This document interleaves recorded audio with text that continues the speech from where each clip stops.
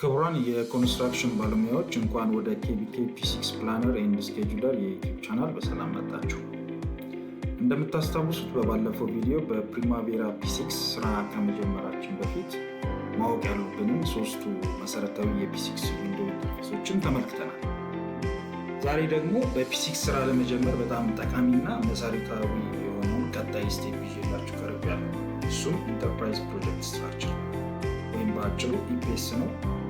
አብራችን ቆዩ። P6ን ሲጠቀሙ የመጀመሪያቸው የሆነ ወይም ልምዱ ያላቸው ባለሙያዎች ያዩት ነገር ቢሆንም ትርጉሙና ለምን እንደሚያስፈልግ በደንብ ላይረዱት ይችላሉ።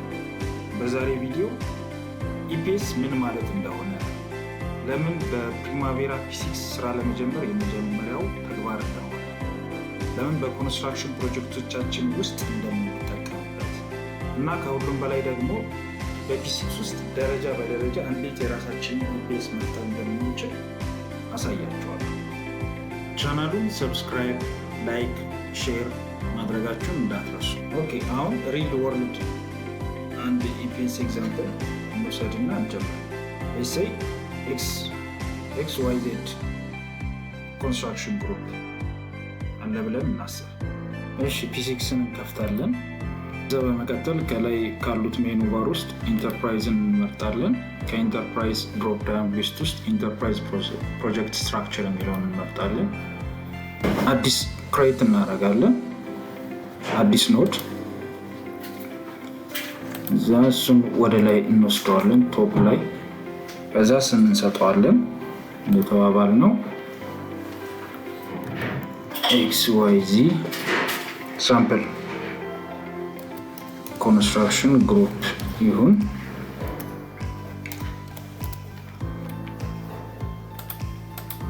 እዛ እዚህ ላይ ሙሉ ስሙን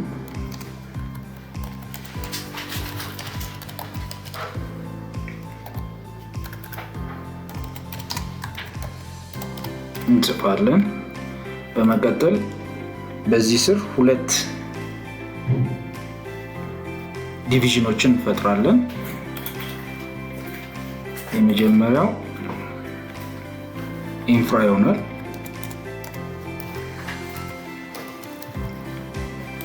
ስም እንሰጠዋለን።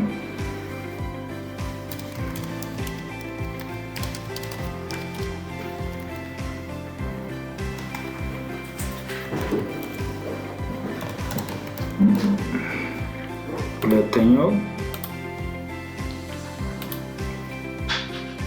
ኮሜርሻል ነው።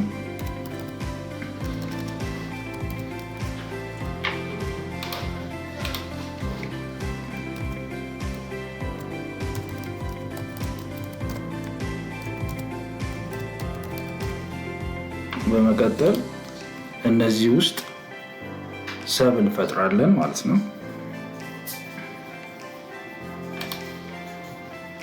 ወደ ላይ እንወስደዋለን። እዚያ ኔክስት እዚህ ላይ ሃይዌይ ኤንድ ሮድ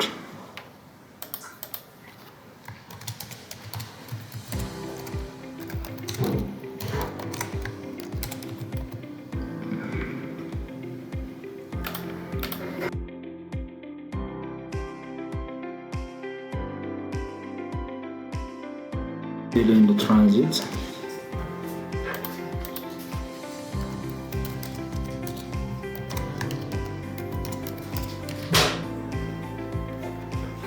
እዛ ኮሜርሻል ላይ እንገባለን፣ እንፈጥርለታለን።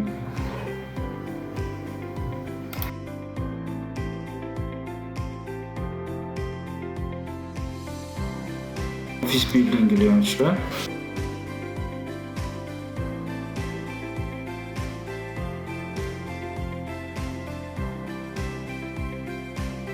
ሁለተኛው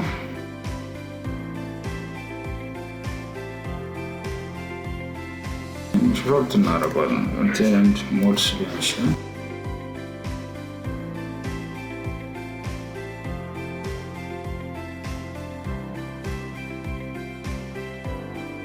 እዛ ሃይዌይ ላይ ፕሮጀክቶችን እናስገባለታለን።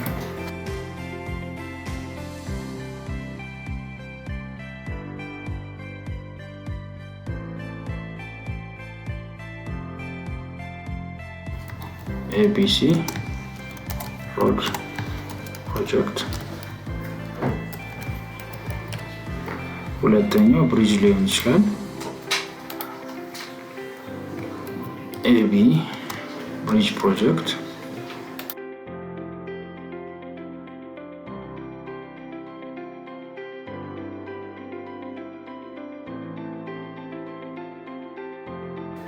ያው ለእናንተ ለማሳየት ያህል ነው።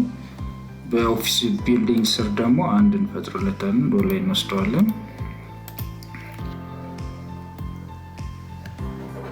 መገናኛ ታወር ኮንስትራክሽን ሊሆን ይችላል። ታወር ኮንስትራክሽን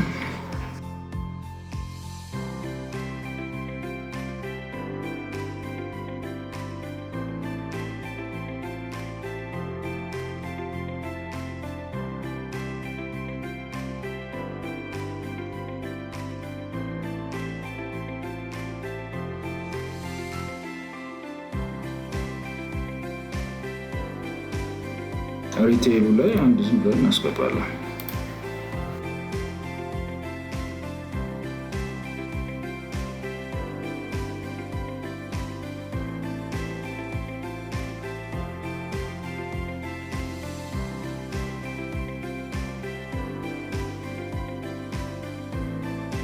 ጨረስን ማለት ነው።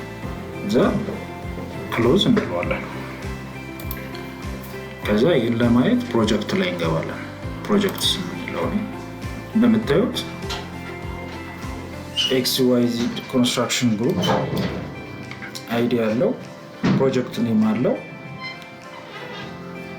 2 ዲቪዥኖች አሉት። ከዚያ በኋላ በስር ደግሞ ያሉትን ዲፓርትመንቶች ያሳየናል። ሃይዌይ ኤንድ ሮድ ኤንድ ኦፊስ ቢልዲንግ። በእነሱ ስር ያሉት ደግሞ ፕሮጀክቶችን ያሳየናል። ከዚህ በኋላ አዲስ ፕሮጀክት ስንፈጥር በየትኛው ጂፒኤስ ስር እንዲሆንልን መምረጥ እንችላለን ማለት ነው። ስለዚህ ማወቅ የምትፈልጓቸው ነገሮች ካሉ ሀሳባችሁን ኮሜንት ላይ አስቀምጡ።